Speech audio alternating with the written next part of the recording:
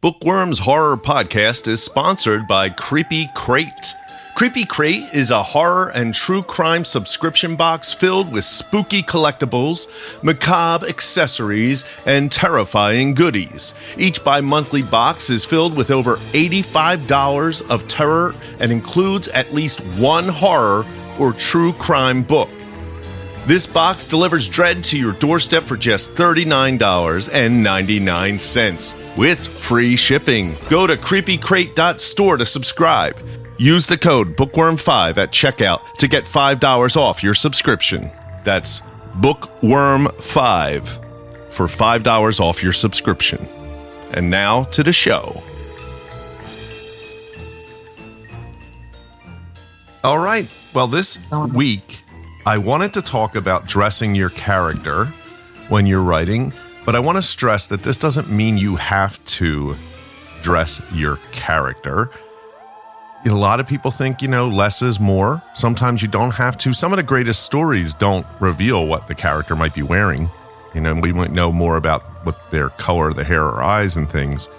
But this episode is if you want to dress your characters. I want to talk to you, Regina, because first of all, is Gemini Rising available online at all? Yes, it's on its own website, at least the last time I checked, GeminiRising.tv. And then it's also on YouTube. And is it free for people to view? Yes, and it's on Vimeo too. So if you just well, I'm going to put a link in the show notes because this will give you a history of how great you are at fashion and period fashion, because it's set in the 70s. And that was one of the first things that struck me because it's a very indie production. And when I first saw it, I'm like, this is another level because of the care you took. Yes. Well, I really cared about the clothing on for Gemini Rising. Fashion is a personal passion of mine. And I do work part-time as a costume wardrobe designer, assistant designer at a local theater. So I do have some professional experience, but even before that, just in the way I've always been interested in clothes, it's something I notice. So when I'm writing, it's going to be an emphasis for me. And I think, and I also notice it when I'm reading, and I'll notice it when I'm watching TV shows, like when they get it really right, and sometimes when they get it wrong. Yeah, I was going to ask you if it gets it wrong, does that irk you? Well, sometimes it can distract me from the story. I've noticed the place where they get it wrong mostly is in hairstyling, although it's gotten better. But getting back to the costumes, I find that in fiction, wardrobe can be a shortcut to a character. And I really appreciate when writers do it. I was just reading a book, it's a reread that I'm going to be writing an article about for the next Bookworms. Did you ever read The Cipher by Kathy Kojo? I don't think so.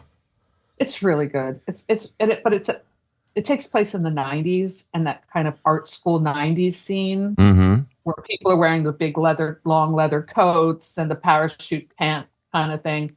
And it's really good. The way the details really help me to draw a picture in my mind about what these characters look like and who they are. Like, it says a lot about a character if you have two people walking across the parking lot to the grocery store, let's say, and this is something I've seen in life, and you see one character, or one person rather, with baggy sweatpants, which are most of the people in my town, I must say, baggy sweatpants and like slippers dragging, like barely lifting their feet off the sidewalk, wearing an old jacket, smoking a cigarette. You get a picture about maybe who this person is. Now that doesn't mean that it's always a negative thing. Right. Maybe that's the best they got, and then maybe you can see somebody dressed to the nines, a woman in high heels and stockings and a dress and a flowing coat and her hair done, walking through the same parking lot. You might come up with a different picture of who she is. Now, it doesn't always have to be on the nose like that. You can dress against type as well, which is interesting. But it does say something about who we are, what we wear. And you brought up a lot of points that I wanted to talk about. One is it reveals the character's personality. You brought that up because, an outerwear is outerwear. Like it's a coat, but is it a fur coat versus, a sports coat or something is going to be different. And why would that person wear that? So that's one thing. It definitely gives us a personality. The other thing is, you just brought it up, dressed to the nines. It also helps us. Does the character have money? Are they wealthy? Yes. Are they not wealthy? What is it if you're describing their shoes and they have holes in it? Yeah. And you could have a millionaire who dresses in rags, like a Howard Hughes kind of character. Some people honestly don't care about clothes. I've met them every day of my life. People who just they don't put a lot of thought into it, and that says something about who they are. It's not a bad thing. I mean, I care too much about clothes. I'm always overdressed for every occasion. I just can't help it. It's just who I am. But I've gotten flack from it. I've had people, when I've come into like work situations and everyone's in jeans and I'm wearing a dress and I get, what? Why are you dressed up? It's like, this is how I dress. It's not. It's just you. I mean, don't get threatened. Tesla used to wear the same thing because some people feel like it's making their brain make choices that they don't need to think about. Mm-hmm. And so for Tesla, it was like, I'm going to have the same suit every day and I don't have to worry about it. I don't have to think about what I'm going to wear. It's literally, this is what I'm wearing, and that doesn't tax my brain at all. Yes. And it is a bit of a cliche to have a genius scientist be like that, but it's actually true in a lot of ways. I mean, my brother-in-law is a genius, like literally a genius physicist. He has a PhD from UVA. He's a professor. And this guy, the only reason he wears clothes is because it would be illegal to walk around naked. Right. And Joe was telling me, my husband was saying, when he was born, something happened. He got a little paralysis on, I guess it was the right side of his brain.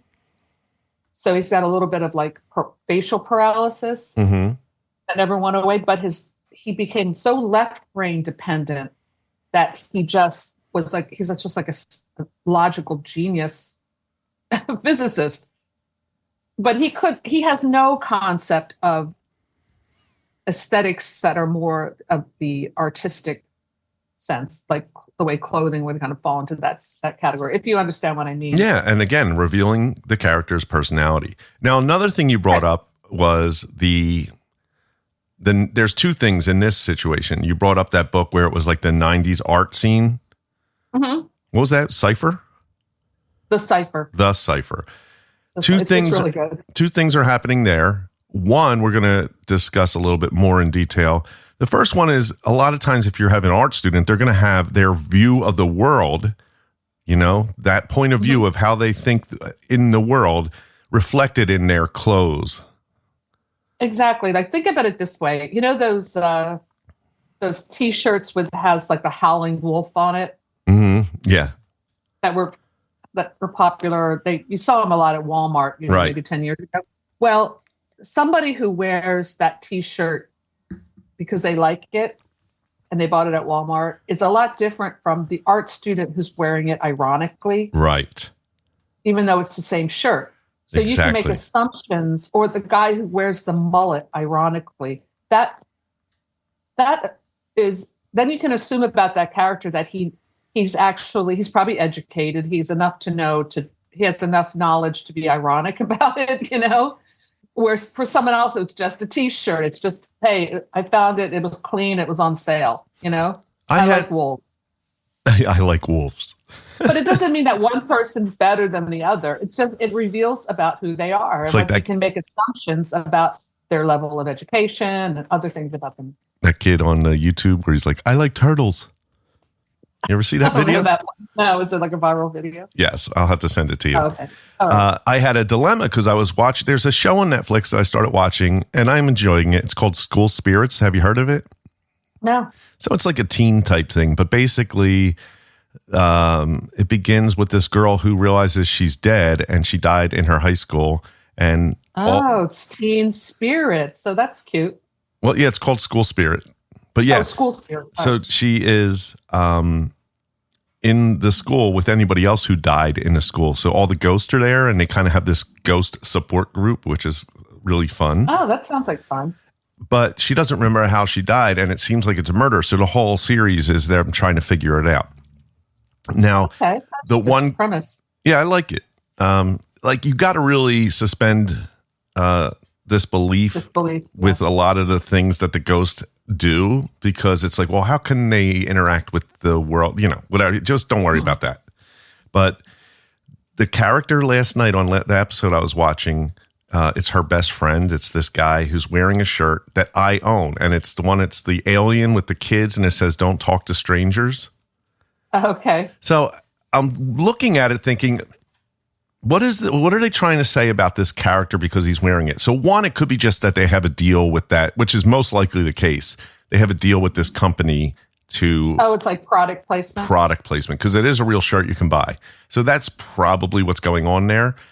But if it isn't, are they trying to say something about this character? And what does that say about me? What do they think? Yeah, that's what I wanted to know. What does that say about you? Yeah. I guess I'm weird because the guy's a weird, like, nerdy guy, I guess. Well, I mean, you're into nerd culture. Yeah, so it definitely works. Like you wear T-shirts that have cool things that relate to sci-fi horror stuff. Yeah, I'm a T-shirt guy, and I a print, like graphic T-shirt guy. But let's jump back to the cipher. And the other thing, now I don't know if it was written in the 90s. Or if it's what is it new and it's set in the 90s, or was it written during the 90s? The cipher? Yes. It was written in the 90s. Okay. Now, if you were writing... It really captures that. Like, I went to art school when I was at theater school. My husband, who was my boyfriend at the time, was an art student. So I hung around in those scenes a lot. And this book, although I was in the early 80s, but this book really captures that feeling of the cruddy apartments and the crappy jobs that everyone has, like it's really, really good. Right. And I wanted to bring this up because if you're writing today about the 90s, it's very important with clothing about, making sure you got the period correct. Now, it might not matter if you're they're wearing a jeans and t-shirt, like whatever. But if you're doing maybe a war story, there's different fashion in a Revolutionary War than World War II. That's important. Any type of historical fiction, when we talk about Gemini Rising, and I'm going to put the link because I want people to see how well you did this. And so how important was that when you were doing that? You could have saved some money and maybe faked it a little. That was a particular obsession, actually, was getting the clothing right. And because I was a young teenager during that time period, like, I don't know, 12 or 13 or whatever, I knew those clothes. And I also did a lot of research by just going into the old Sears catalogs, which you can still reference online, which are great. Wow, that's a great reference. Wow, yeah, really I didn't even think about that. Sears catalog is a great reference for everyday dress. And something to remind yourself when you're doing a period piece is not everyone, and you'll know this from living through the 80s, not everyone had the crazy permed hairstyles. Like I have to say I did get a really bad perm once, and Joe never lets me forget it. But a lot of us didn't go that full 80s look. You know what I mean? There was different levels. There was the artsy 80s look, which was more of like a short haircut with a long black coat, and it didn't really have that. You weren't dressed like David Lee Roth or something, Yeah, and same with there's a lot of variety. And same with like the 60s. It was a minority that were hippies, people were still like dressing 50s in the 60s. Probably until, I don't think that the hippie look became, if you look at the Sears catalog, you probably see it happening in the 1969, 1970s. Mm-hmm. It starts to turn. Yeah, I'm glad you brought that up because I didn't even think of that. Sears catalog would give you that idea. Like if you're like setting something in 63, You don't know what they're wearing. That's great. Yeah, and watching movies from that time period. And even doing a contemporary story, like most of us are writing contemporary. Costuming or describing the characters through clothing, I think is very important. Yeah, with that in mind, we're going to use Carney as my example. I'm going to go through, I have some things all highlighted through the book about Aurora's clothing. And we're going to talk about that, why you made some choices. So let's start with the first introduction of Aurora. Aurora Renata, stretched out as if sunning herself, wore denim cutoffs, a lemon yellow bikini top with daisy accents over the breast, and mud-encrusted shit kickers. Right, I forgot about that. Yeah, the shit kickers. Yeah, so in this scene, she is meeting Dag for the first time, and they're about to cross over the river to get onto Burlington Island. And I guess that's why she would be wearing these shit kickers, because they're already mud encrusted.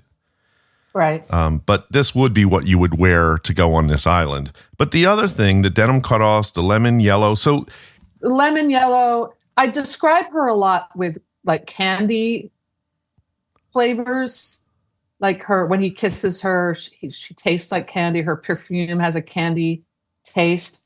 I thought of her as she is kind of like bait, like candy. And so I wanted to work that into the language in the description. So lemon yellow, it's kind of it's a flavor. Mm-hmm. And the daisies over the breasts, I mean, I can't say I thought too deeply about it, but I like the image. And then when I think about it, it's like, well,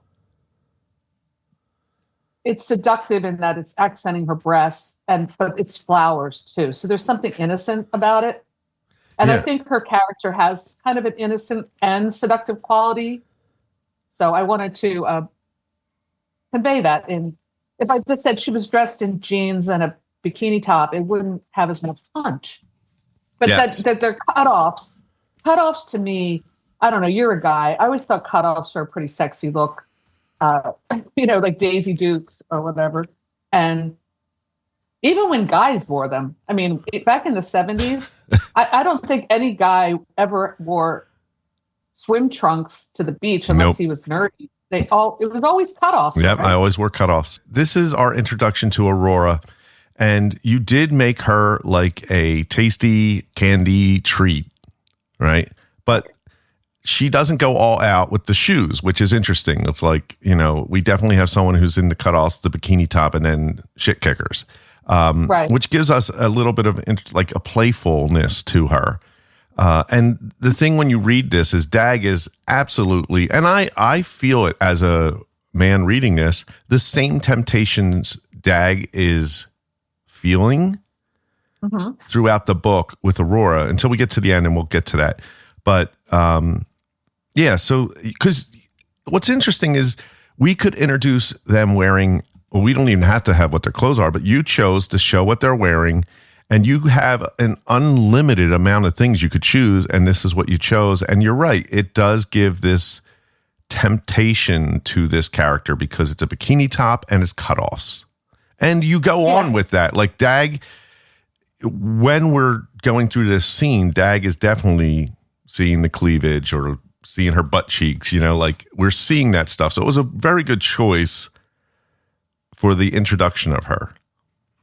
Well, I think introduction to any character is really important, and all writers should think about that when you first see the character. It's not even just what they're wearing, but who is this character? What is they say first impressions are very important. It's the same thing with your fiction writing, and you want to have a good introduction to an important character.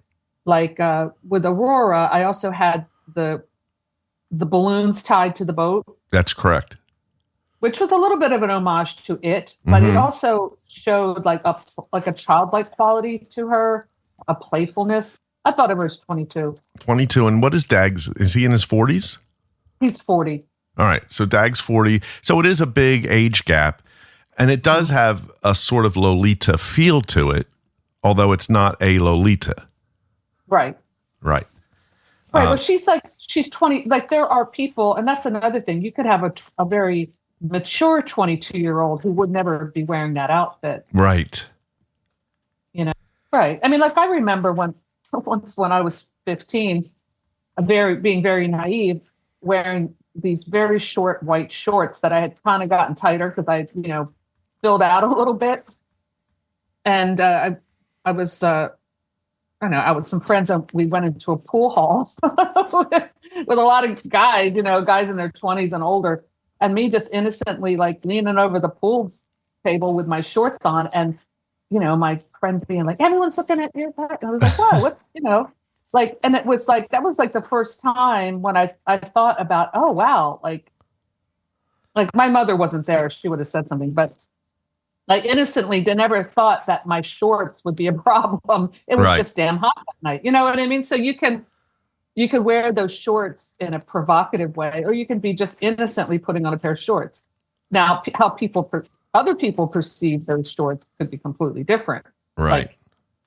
Like, I see you wearing those shorts. I know what you're trying to do. You're trying to, arouse all these men, and believe me, it was the furthest thing from my mind. But it's just funny how I think there's so much depth to clothing. There are some really excellent feeds of people analyzing costumes. And all right, let's jump to chapter 7. Okay.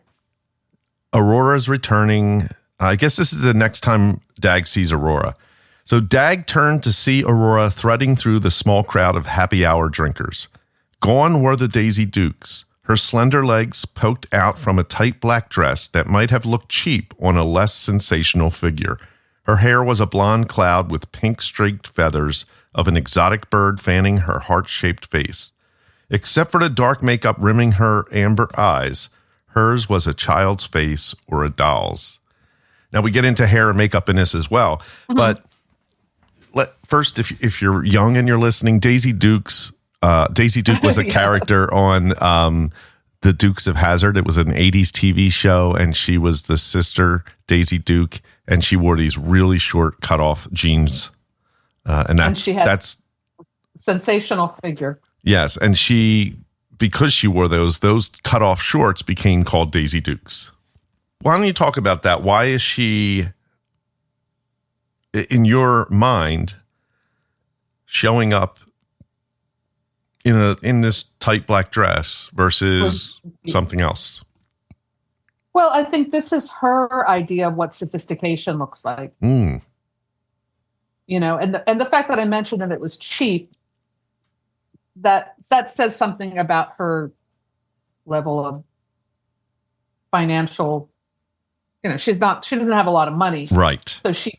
So she's somebody who could go into, and we know people like this, go into a thrift store and if you're creative, you can come up with a great outfit. And I've done this before many times for very little money. Or you can shop in one of those cheap stores at the mall. If you have first of all, if you have a good body, you look good in anything, basically. Yeah. But I wanted to show that she was always surprising him with, like, she's always kind of coming up with a new outfit. And she's a creative person. And, she's kind of an artsy girl in her own way. And to me, somebody who is always changing their hair color, which she does throughout the book. Her hair becomes weirder as we get closer to Carney. Right, when she gets the bozo kind of look. Yes. But, it says something about someone who's constantly changing their hair color versus somebody who has had the same hairstyle for their entire adult life. Okay. Well, now we're jumping to, I don't know what chapter we're in. I think we're in chapter 9. This is a really short Aurora clothes change. Okay. But I have a question here. She wore stonewashed jeans and a zebra print t-shirt that clung to her breasts. So again, we got her being her breasts. Yeah, revealing. But why does it matter that it's stonewashed jeans? That's an interesting question. I mean, honestly, when I write this stuff, I don't think about it that deeply. But stonewashed jeans were popular back in the 80s. And then they had a resurgence of popularity a few years ago. Do you remember that? Mm-hmm. Like the acid wash jeans. Yeah, acid wash, stonewashed, yeah. That was like a thing. And I think it says to her that she has like a sense of retro style. Right. And it's kind of an 80s look. The zebra print T-shirt kind of with something like Blondie would wear. Yeah, that's kind of how I saw it too. Yes, definitely this retro look she came in wearing. But I think it's important, though, how you made that different, that, you know, that the point of saying stonewashed jeans, because I think a lot of people will always just say jeans. And remember, there are so many different types of jeans.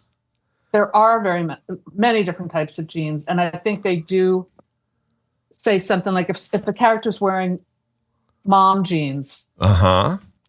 Now you can wear mom jeans because you're a 45-year-old mom, and that's the jeans you wear. Or you could be a hot 20 or not that you can't be a hot 45-year-old, don't get me wrong, but you can be a hot 20-year-old and you're wearing them ironically. Right. Because that became a thing. In fact, the jean style now, I don't wear it because I'm way too old to pull this off, but they're kind of like those. The girls are wearing like high-waisted, really baggy jeans now. Do you know what I'm talking about? And I think it looks good on them. It's not really right for me, but I'm still stuck at wearing my Levi's, which are kind of like a classic look. Or what I do wear like skinny jeans, but that's considered kind of out now. But I don't care. That's what I'm wearing. But even that says a lot about you. Or if you're wearing, I don't know, like designer jeans versus basic jeans you buy at the Sears. Right, because Diesel is a brand, I believe, of jeans. Mm-hmm. And they're very expensive. Yeah. Like for me, I'm not spending money on jeans. Like to me, it should be cheap. But say somebody walking in with Diesel jeans, right? Right. That's saying something different. Or versus somebody wearing Wrangler. I know. Right? You laugh. Love Wrangler, but I laugh, but Wrangler is classic. That actually Wrangler is like cool again, I think. Or at least I'm saying it's cool. I don't know if it is, but I'm saying there is something about Wrangler that it says something about that character. I know, and I love it. A few years ago, there was a style called normcore. I don't know that one. What that is? No. Normcore was something, it's probably in the early 2000s, mid 2000, whenever, like 2005, 6, something like that, where the chic kids in the know were wearing really boring clothes, like basic sneakers, no designer stuff, with like khakis from the Gap, something that Jerry Seinfeld would have worn in the 90s, like the white sneakers, the Levi's, and just a basic T-shirt or shirt. That's normcore.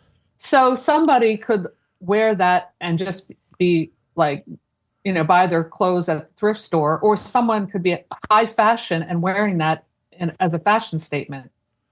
Exactly. What sets the difference? I mean, when I wrote my book, Fashion Victims, I really got into this stuff because it was set in the world of fashion. So the details I put into the clothes were much more defined than in Carney, I think. But even like in Carney, when I have Ivy, Dag's mom, wear her preppy golfing outfits, that says something about her character. So, and not everybody gets this stuff, but I like to have it there. Think about it when you're writing about jeans. Are they ripped? Are they not ripped? Like, are they ripped on purpose, or did you rip them because you're working on a farm? In high school, teenagers used to like write on their jeans. What about button fly versus zipper? Especially if you're doing a scene that is the pants are coming off for whatever reason. That's something to think about. Because somebody who wears button fly is a different person than someone who's going to have a zipper. That's true. We're jumping over to where there's a party on the island.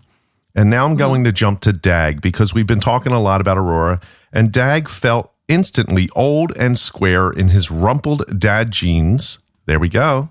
And dad jeans, right? And striped button down. He rolled up his sleeves as he neared the group. So I've one question, when he rolls up his sleeve, is he trying to feel like, is that him trying to feel young again? Yeah, I think. Because that's an 80s thing. I think something like that. Like I said, I don't know how much I analyze it in the moment when I'm writing, but thinking about that, probably to loosen up his look, number one, and number two, to show off his arms a little bit, because he's the type of guy who's always going to feel his manliness or manhood threatened by whatever other man is in the group. And that is what's happening in this scene. Right. So he's got to be like, I'm going to show off my guns, but maybe not think about it consciously. Right. And I brought this up just to, there's another reason you might want to talk about clothing in a story, and you did this throughout the book. This is the only time I bring up Dag, but you bring this through the book, is to show a difference between these two characters. And we definitely, as I said last week, the preppy and the unicorn, we see that throughout the book. Yes. There's a big difference between Dag, the way Dag dresses, and the way Keen dresses. So, and Keen is described as Chris Gaines. Isn't that the name of the Garth Brooks alter ego, Chris Gaines? I didn't know that was a thing. No, I don't know. You're asking the wrong person. See, that's in the book. Not everyone's going to get that, but you don't know that, who Chris Gaines is? No, I know who Hannah Montana is, and Miley Cyrus. I never knew that Garth Brooks had an alter ego. Yes, his name's Chris Gaines, and he's got like a soul patch, and he has this real emo look with eyeliner and hair. It's so funny. Wow. But I want to bring up something else you said, that you didn't consciously sometimes write this as he rolled up his sleeves, but that's how our subconscious is working behind the scenes. So trust that when that's happening, because absolutely, when you do this, it is something that made a difference, why he's rolling up his sleeves. To me, I know that there's a great Buffy episode. It's very early on where Giles is trying to convince Buffy that she can spot vampires. And they're at the club, and he's like, just look around, feel like he's trying to make it like use the force type thing. But she's like, there's one. And he's like, how do you know? And he's like, look at that outfit. He's got his sleeves rolled up. He looks like El DeBarge. Like, it was all about the fashion that she picked out that he was a vampire, because nobody would be caught dead wearing that today. Right. And this is a vampire who hasn't changed his look since the 80s. Right. He's still sporting the 80s. Yep. And think about, speaking of great 80s vampires, one of my favorite movies is Lost Boys. I'm sure you love that too. I do. And the costumes in that are fantastic. Yeah. I know when I write, I'm visualizing my scenes in my head, and it's more like I'm recording what this character would do, how this character dresses. I see it. So I can see Dad in his shirt doing that because he's feeling threatened or whatever. Right. Do you go to Pinterest and, like, if you're thinking about something somebody could wear, and just look up a bunch of different images and get ideas that way? I know some writers do mood boards, like on Pinterest, or actual physical mood boards. I know Grady Hendrix has taken photographs of his workspace, and his entire wall is filled with photos and references and things like that. I think that's really cool. I usually don't do that, but I do look things up sometimes. I would like to do a mood board. Maybe I'll do that on my next project. But yeah, definitely I've looked things up and get an image of, like, when I was describing Keen, I definitely pulled up Chris Gaines. You've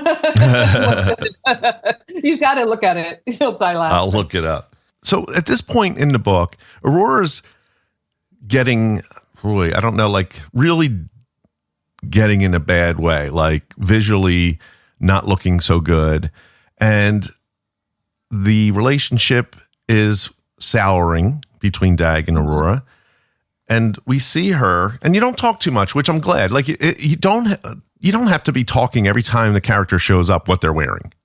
Like, you do it really. Overdo it. Yeah, don't overdo it. You do it really well, where we get a sense of her, and then it's not there.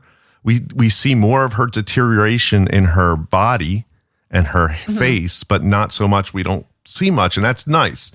And then when you do bring up what she's wearing, this is near the end. Her bare legs were tucked beneath her sweater, stretching out the knit with her knees, which is nice. She's not wearing pretty much anything but a sweater that is being stretched out. And we know what this looks like. You know, she's got her knees up to her chin and the sweater's pulled over, you know. This really gives you this sense of she doesn't even care about what she's wearing at this point. Right. Yeah, and yet she's always kind of showing that she's not wearing underwear. Yes. There's always that sense of like you're so close to maybe hooking up. Right. But at this point, Dag's really not, you know. He's starting to move on. Yeah. I think that's interesting. It's very short, very simple, but it gives us this. And when you're reading it, you'll get that. You'll get why she's in this place where she's just like kind of in a trance almost, trying to get this show on the road, like to put on this big show at the end. And when she does put on the big show at the end, we have this. She wore a shiny red bustier of some plastic material. Tightly laced, it honed her waist to a tiny 20 inches at most and pushed her breast into a gravity-defying shelf of split flesh. That's so good. Oh, thank you. The fluffy skirt, more of a tutu, puffed out over long legs encased in black fishnets. The entire edifice was held up by shiny red spiked heels. Now, this is at the end of the book. There's the big event, and it's kind of a clownish. It's kind of like a Harley Quinn style look. Well, you talk a little bit about this because you could have kept this very simple, but this has almost a whole paragraph of this outfit. Yeah, this one was a little more in detail because I kind of wanted it as if he's looking at her from top to bottom, bottom to top. Oh, yeah. And taken this whole look, and she obviously really put a great effort into her outfit, which also says something about the character, where before she was just putting any old sweater on and probably hadn't bathed in a couple days. Yep. And now she's completely done up in this very extreme look that put a lot of time into, because this event is very important to her. This is what she's been looking forward to for months, and it's finally there. And she has a very overly sexy look in some ways. Like, I feel like she's crossed the line at this point from maybe where she was more innocent before. She's completely kind of corrupted at this point. Not that if you dress like that, I'm not judging. It doesn't mean somebody who dresses like that should be harassed or anything. But if I dressed up now like that and walked down the street, I'm going to get some attention. It's just the way it is. All right. And if you dress that way, you'd really get some. I'd really get attention. That's right. Just so our listeners know, cosplay does not mean consent. So, right. That's a thing in the convention circuit that a lot of people have just seen these women dressed in certain ways and they go a little crazy and violate their space. Good. And so there's this thing that says cosplay is not consent. So, yeah. Oh, that's good. That's good, because I know some of those conventions have had problems. Yes. If you haven't read Carney, go check it out. I think it's a good exercise in learning how you can dress your characters. But I think we learned actually quite a bit. The Sears catalog's a huge bonus for you listeners. Go check that out. And then when it comes to describing, how do you learn? How can someone learn more about this? Now, you've been doing this for years, but how can they learn certain types of clothing instead of just saying a bra? You know what I mean? Like, right. Well, there are different types of bras. I mean, just think about it. A sports bra is a different bra than a lacy push-up bra. I mean, it's a world of difference. And I would think, like, I would use just visualization as much as possible. Visualize what your character is wearing. And if you find yourself always just saying, oh, they're just wearing a basic this, a basic that, I would really question that, because if you look carefully, you can see that very few people wear just basic stuff or normcore stuff. There's always something that is a giveaway of a personality or a character flaw, perhaps a good quality. It can mean a lot of different things. Yeah, I think a good exercise is get a notebook and maybe go people watch. Go people watch at Walmart and take notes. Yes. Then go people watch it somewhere that you might think is fancy and take notes, or just go into New York City or whatever city's near you and people watch and write down. Now, you might say somebody's wearing sweatpants. Look at somebody wearing sweatpants. Is there a stain on it? Is there stripes? Is there something written on the butt? Right.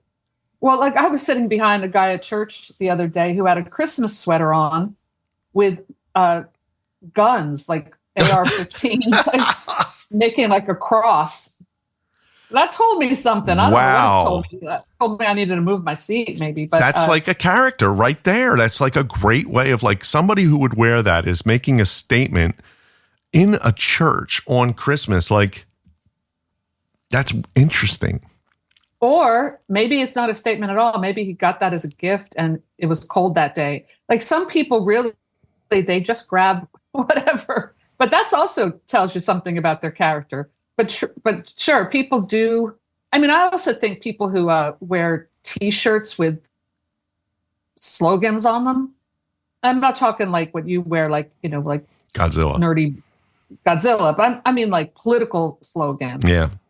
Or this kind of thing. They're trying to like there was a quote from what's her name, Fran Lebowitz, who said, "If I don't want to talk to you, what makes you think I want to hear from your T-shirt?"